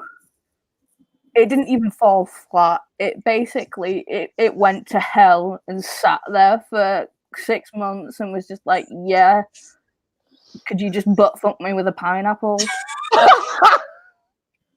Because I'm not writing anything more interesting than this. Oh my god. It was on me. It's on the shuttle. Oh my god. I like that, yeah. I can't even come up with anything after that. Sorry, I just heard Chris's cackle from the other room. Clearly, I think we're on a little bit of a delay here. Oh my god. Sorry to everyone on Jackie's channel. I really want to put that imagery in your head, but Oops. Sorry, guys. What? I mean, if you read the book, you've already seen someone get attacked by a jade phallus, so at least the pineapple's more interesting. Or it could be an ingwa. It's prickly too. Fair enough. So I don't know. This was an interesting experiment. Very. I think this book was an experiment. Yeah. So I think when we do the Dystopi-A-Thon again, I think we need to do a little bit more research into the books that we choose. Yeah. Because it was more of a case of, well, we haven't really heard much about this one, but we both have it, so Why not? Yeah. The title sounds interesting. Let's do it. And the synopsis sounded interesting. Yeah. Everything about it sounded interesting. And even, I think it's gotten pretty good reviews on Goodreads. Yeah. So maybe we are just dipshits. And I highly doubt it. maybe it's just the three of us. I really don't think so. Who knows? I'm sorry, but I don't think so. Yeah, I don't think so either. I think we've all got. I mean, we like some of the same books. We also can dislike some of the same books. Yeah. But it's just a case of we all really dislike this book. And I might have to go back and look at some of the Goodreads reviews to see, because I think it has like a 4-star something. Yeah, it's like it's really pretty high. It's pretty high. I don't get it. Like I said, I don't get it. I'm just wondering like what they saw, and I try not to read like other people's reviews before I read the book because I don't want to be like tainted. Yeah. But I'm really having a big question about why it's rated so high. I think there's quite a lot of stuff with like because it's won awards, people just go with the flow and say it was good. I think that is also a state of thing. It's like also how other people will like rate things 5 stars when the book's not even out yet. Yeah, just because they like the author, and I'm just like, no, I would never do that. Yeah, I can't do that. No, why? So it's one of those where it's like everything on Goodreads I take with a grain of salt anyway. Yeah, I mean my reviews are always pretty much straight down the thing. I mean, when I first started YouTube, I was like, yeah, this book's great. That's what I was like. Oh Yeah, my I god. was like, this book's so good. And I then think thinking about it, you're just like, nah, Yeah. this book, it was mediocre at best. But this book was a shit show. Bad. Don't pick this one up. Bad. Don't do it. Yeah. But It is definitely one of the few books that I can honestly say that I would recommend. Yeah, same here. And that even if a lot of times, even if I don't like a book, I try to find some redeeming quality in it that I can say, oh yeah, you may like it. Could we collectively try and find one redeeming quality out of this book, other than the fact that it ended? I can't. No, I can't think of anything off the top of my head. I can't. So, you know, other than, you know, when we finished it, that It's like, Yeah.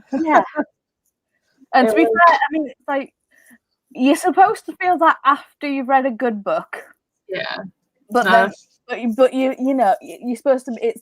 There's more and emotions and feels. With that one, you were just like, thank God. There's only ever been one other book that's done it to me, and it's the only book that I finished and gave a 1 star. And yeah. What was that? The Night Circus. really? Yeah.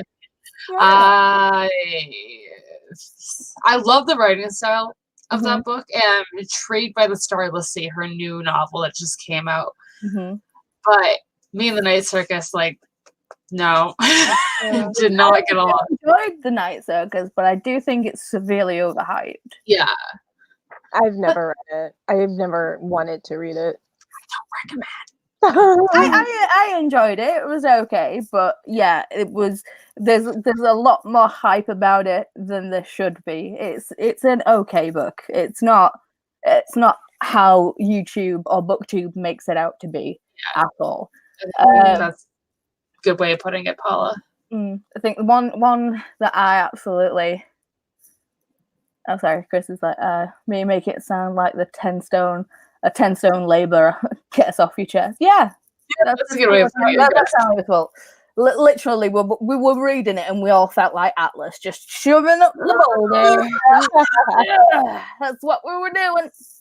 The only other book that I've been like, oh my god, literally, I wanted to throw the book, but I couldn't because it was one of Chris's, and it's like he's had this book since childhood, and it's one of his favorite books of all time, and he was like, read it, and I was like, okay. I read it, and oh my god, it makes my teeth itch just thinking about it. I can't. No, and it's the Box of Delights. I just I've never heard of that. I think it's just no, and it's a kid's book. And the thing is, it's like it's just feckin' weird for a start. It is like some weird kind of fever dream, and then I don't want. And then literally, it was all a dream. So I'm just like, if I could have thrown the book, I would have. I was so angry. But yeah, literally, this one was. Thank God this one was on audio, because I couldn't. I would have thrown my phone, and that would have been a bad juju. The only book that I really, and I DNF'd it. It was The Help by Catherine Stop, whatever her name is. Oh yeah, the Help. I absolutely. The movie was much better than the book. That's what I've heard. I've heard better things about the movie than the book. And that's like the only book that I have ever felt that I needed to like throw across the room, out the window, down the street, just like kick it like a can. And it was just awful. And I said, like, it had good potential because it took place in the 60s at the civil rights movement, and in the South. It had a lot of potential, but it didn't do anything. And then there was I don't know. It was very lackluster. Yeah. And I didn't like the fact that all of the Black characters spoke in broken English, even though it was the 60s. Not all Black people spoke that way, and not all white people spoke perfectly. And so it was, I was just like, it doesn't matter, because I don't know. That was very interesting. I haven't read the book. I haven't read it, but I bought it solely because I enjoyed the movie. Don't read it. I was just looking at the movie the other day with my parents to like see if we wanted to watch it, and I'm like, I heard really good things about the movie, but watch the movie. The movie is fine. Like, I don't know. I think the cast of the movie is pretty badass too. Yeah, the cast of the movie is great. But you don't need to. I mean, there are things, obviously, because it's a movie that they left out or that they put in that weren't in the book. But the movie is just so much better. Yeah. So I'm just gonna say, if you don't want to read it, or you haven't read it yet, it is not necessary to read it. Watch the movie; you'll have a much better event. I would say watch Hidden Figures. That's a good movie. I love that movie. It was really good. That was good. I want to read the book, but I do want to read the book. It's on script, so yeah. If you have script, so, I have too many things that I can't keep up with. Same. So, but yeah. So, anything else about it? Are we done with the book? I think we were so done after chapter 1. To be fair, we were all done out of the book before it even really got going. But did it ever get going? Exactly. I don't feel like it did.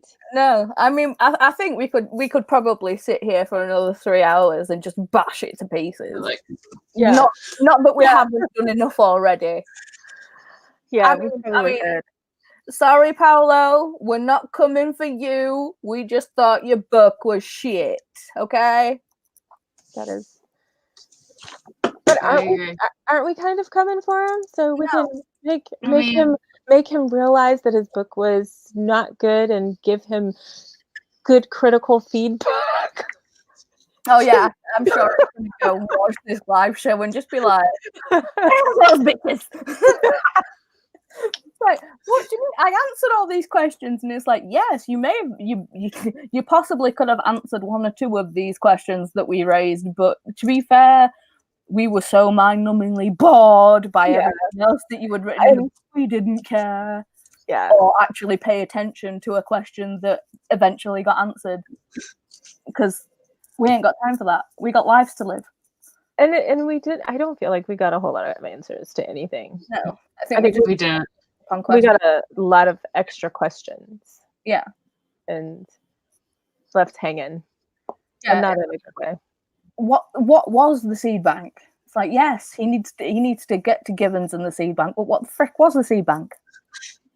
I don't know. And okay, seeds. A bank of seeds. I don't know. And you just go and deposit seeds and you get credit. I don't know what happens there. But I forgot what I was going to say. I think we're just literally flogging a dead horse at this point. Yeah, I mean, it's true. It's true. It was definitely dead on arrival. Oh yeah, definitely on arrival. Yes, definitely dead on arrival. So, but yeah, so the things that we should have had, we didn't have. We're angry about it. We're annoyed at it. What we got, we didn't like. And how it won awards is completely baffling to all 3 of us. Yeah. I mean, prove me wrong in the comments. Feel free. And it would be nice. I want to hear from people that actually enjoyed the book. Yeah, be sure. Be nice. Because I just want to know why. Like, what your thought process was as far and why you liked it. And I'm glad that you can actually like go to your work colleague and just be like, okay, but why? yeah, Why? Why? And unfortunately, we haven't worked together in a while. Oh. So, I mean, I could probably text him.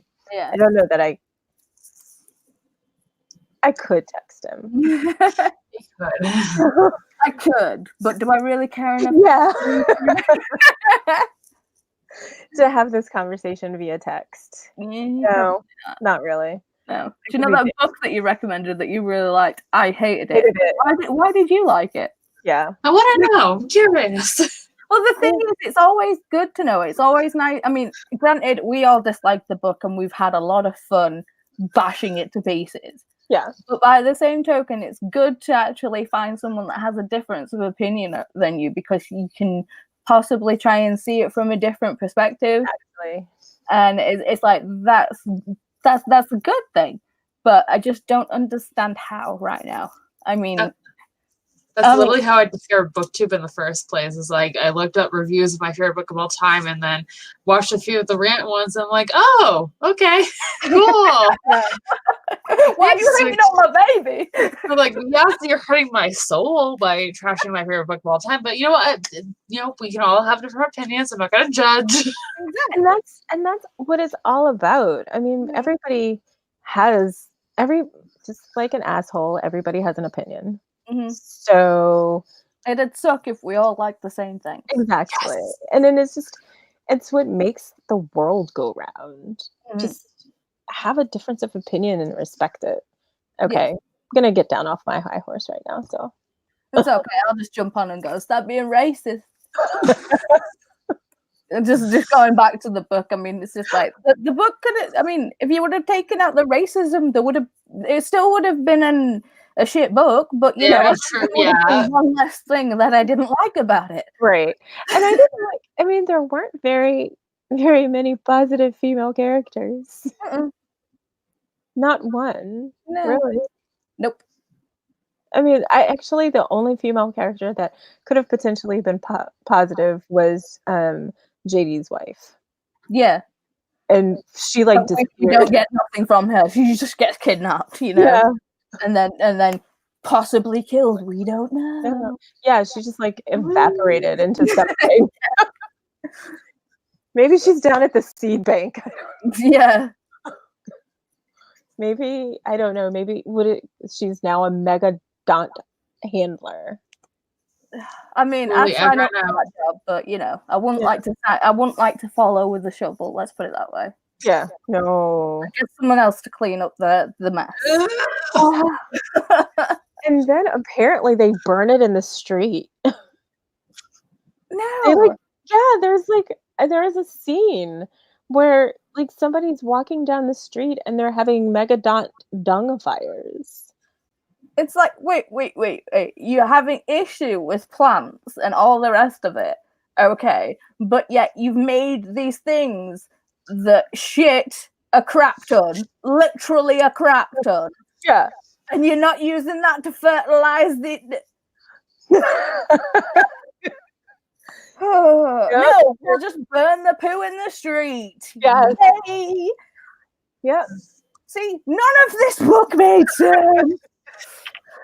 The more we talk about it, the more everything just falls apart in a big pile of crap. Megadon dung.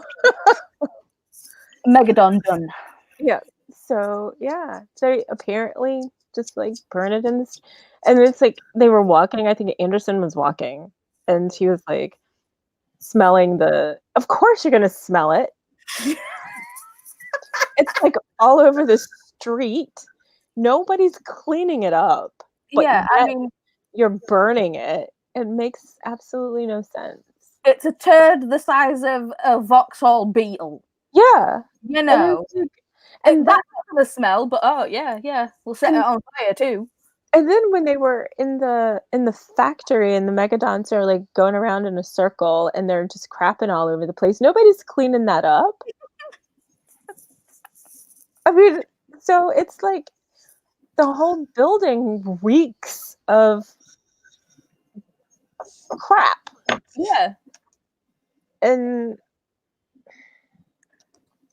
and this algae. yeah, that's really important. that they can't get to work. This book hurts my head. I mean, we've had a good talk about it, but I'm glad that when we've done with this live show, I can close this chapter and just be like, I don't have to think about this book. Push it out the window. Yeah. I'm gonna be like Yzma, with like, I'm gonna put it in a box, and then I'm gonna put it in another box. And then I'll smash it with Why do we know that line so well? because it's genius. I mean, we did miss out a few bits, but that's the gist. But yeah, that's pretty much what we're gonna do. If I could actually do it to the book, I probably wouldn't do it because even though I hate it, someone else might enjoy it. But Yeah. And that's the thing. There's somebody out there. There are a bunch of people out there on Goodreads apparently that enjoy it. So you fool! Sorry. I got overtaken by Gandalf there. Gandalf is a great character. Yeah. He's got lots of great lines. Yeah, Tolkien. Someone that did a lot of information dumping, but he did it right. That's very true. True. I just started reading The Hobbit and I'm like, wow, there's a lot of information, but I'm enjoying the story nevertheless. So yeah, but the thing is, it's like the information and the story go hand in hand. Yeah, that's exactly. It works. With this, it was just like information.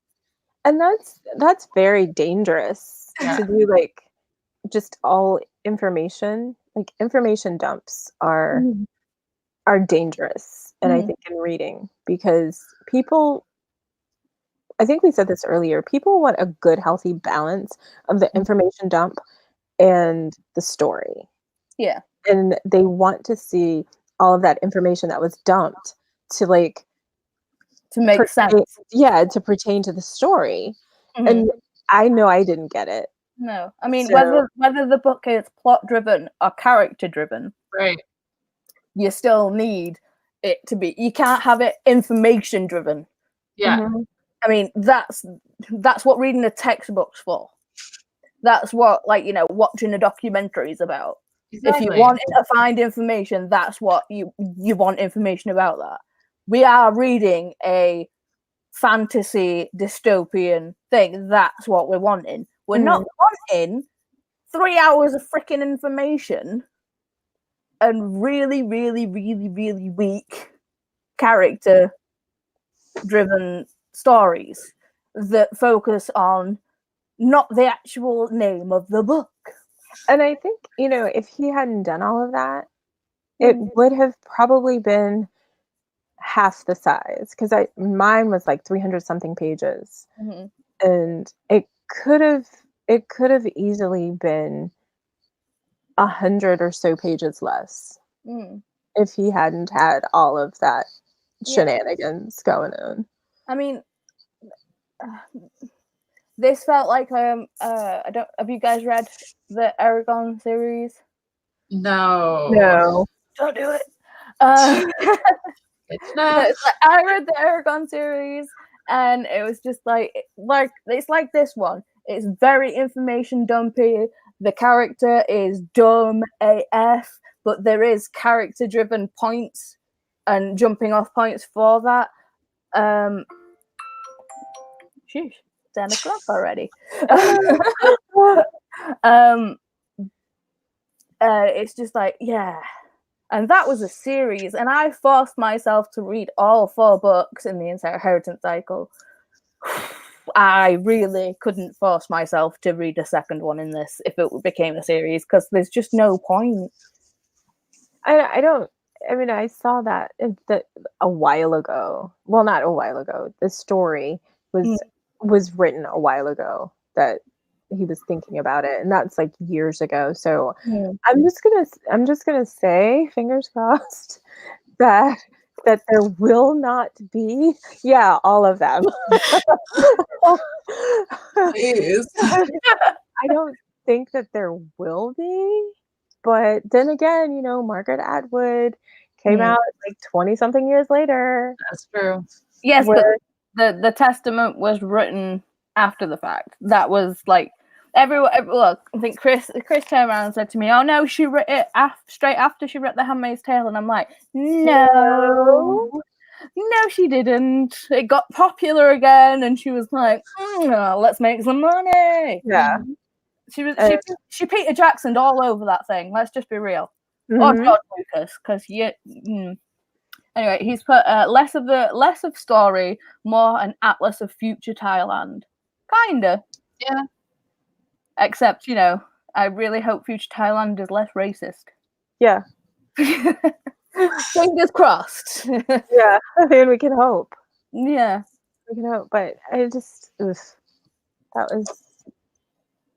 Don't have to go back and revisit this. Yeah, we really don't. I'm so glad that this. I'm so glad. I mean, it's like I'm upset that we chose a bad book for the group book. So I mean, if you enjoyed it, that is all well and good. But if you joined us for this read-a-thon and was like, "Oh, the Windup Girl," and then you were like, "Oh my God, why did they choose this?"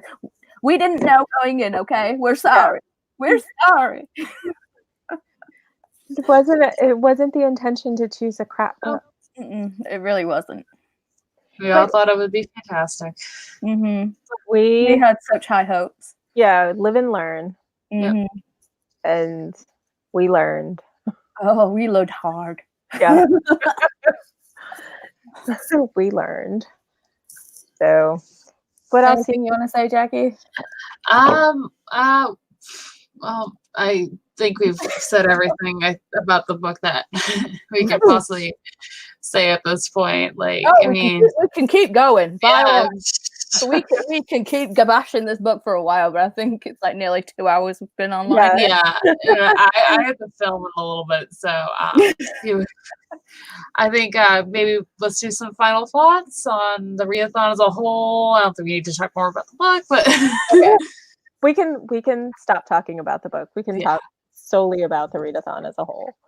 Well, I had fun this week. So this is my first ever time doing daily vlogs. Granted, day 4 and 5 and 6 and 7 had to actually combine together because, you know, life and things.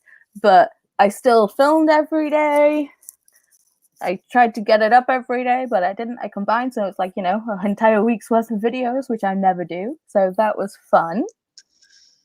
I'm dealing with a really sick toddler while that was happening, so poor baby. But yeah, I'm happy that I managed to read my TBR. Yeah, that's yeah. If you guys, my recommendations from my personal TBR would be The V-Girl, The Power, and Bitch Planet. It's a great graphic novel. Obviously, adult content. Yes. But to be fair, there's adult content in The V-Girl as well. So just be aware of that. And I was thinking about doing a daily vlog, but that obviously didn't happen.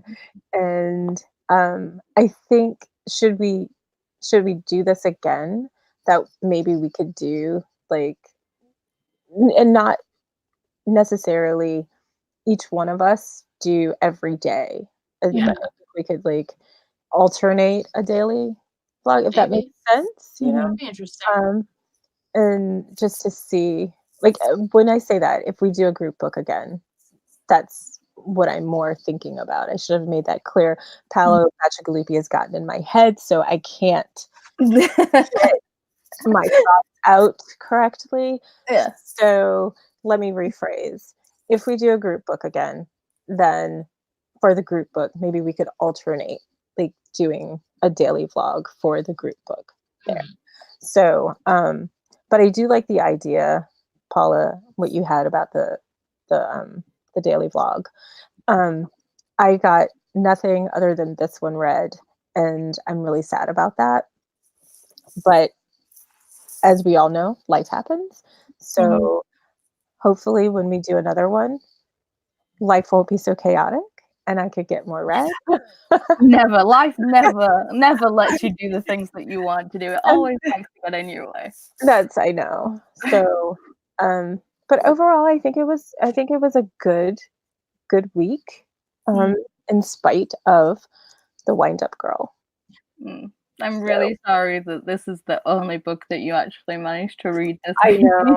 I mean, I feel so bad for you. I mean, the other, I mean, if I didn't have 2 projects that were due, then I would have been able to read more. And it's my own fault because I did not look at my syllabus correctly. I thought that my projects were due one week and then another one the other week. But I know how that feels. So, but anyway. So what about you, Jackie?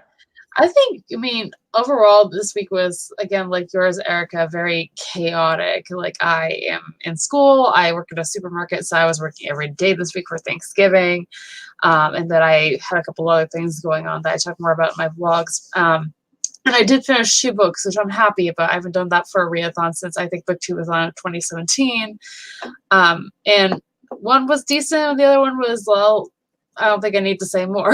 So I'm really happy that I at least got some reading done. I'm glad you guys had fun as well. And hopefully, again, we can do this in the future, maybe next year, or who knows when. It was a lot of fun. I'm glad you guys came on board. Yeah. Thanks for having us. And we can talk offline about that. Yeah. Obviously. Maybe not hold it on Thanksgiving this time, but yeah. Yeah. Hey, I never think mind. that would be a good idea. So, but we can figure it out. Yeah. That's what we choose to do again. So, but it was good. I'm glad I did this. So, yeah. I'm glad we finally got to meet. Yeah. Yes. Maybe one day we'll all be in person. One day. Maybe one day when I finally get enough money to come to America. Or I have enough money to come to London. That would be great. But London's still far away from me. I don't England is not London, people. Yeah. Or England, whatever. We'll figure it out. The UK. Yeah, the UK. Yes. That's what I should have said. So, well, I mean, that's on my bucket list of places to go. So, The UK, Scotland, Ireland, basically the entire country. I still need to go to Ireland. I've never been to Ireland. But yeah, I want to go to Ireland. I've got friends in Ireland that I need to go see. So maybe one day I'll just, hop on a ferry and go see Kevin from the Irish Reader. Oh my God, I love Kevin. It's so funny. I just watched him the other day, and I don't remember which video it was. Because I watched several. Just a Christmas decorating video, or was it his I'm getting rid of my books? No, it was definitely older. Oh, okay. I think he was going to work because he works at a bookstore. Yeah, but That's right. That's relatively new. Okay. So, but anyways, moving on. Because I'm like trying to think of what it was, but that would like bore anybody that's still around, that's still watching. So I don't think anyone's watching at this point. I think Chris might be still watching, but yeah. Okay. So I think with that note, that is going to be it from us today, guys. I'm glad if you guys are watching this live or you're watching this later on in the day or whenever that you enjoy this. Be sure to give it a like and subscribe to all of our channels. All of our channels are linked down below for you guys to go check out. And all the readathon information is also down there if you guys want to join us for future rounds. And yeah, other than that, that's going to be it from us. I post new videos typically every Monday, Wednesday, and Friday, but this is a little announcement. I am doing Vlogmas this year, so starting tomorrow, you guys will see a video from me every single day leading up to Christmas. So little promo there. But anyways, with all that being said, I hope you guys have a fantastic rest of your day. I will see you tomorrow for a brand new video. Thanks for watching, everybody. Bye. Bye. Bye.